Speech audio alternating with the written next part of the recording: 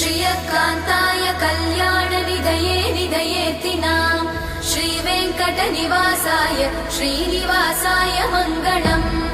लक्ष्मी सविभ्रमालोकसुभ्रूविभ्रमचक्षुषे चक्षुषे सर्वलोकानां वेङ्कटेशाय मङ्गलम्।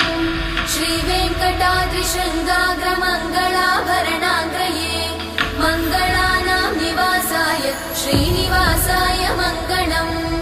सर्वावयव सौन्दर्य सम्पदा सर्वचेतसां सदा सम्मोहनायास्तु वेङ्कटेशाय मङ्गलम्। नित्याय निरवध्याय सत्यानन्दचिदात्मने सर्वान्तरात्मने श्रीमद् वेङ्कटेशाय मङ्गलम्। स्वतः सर्वविदे सर्वशक्तये सर्वशेषिणे सुलभाय सुशीलाय वेङ्कटेशाय मङ्गलम्।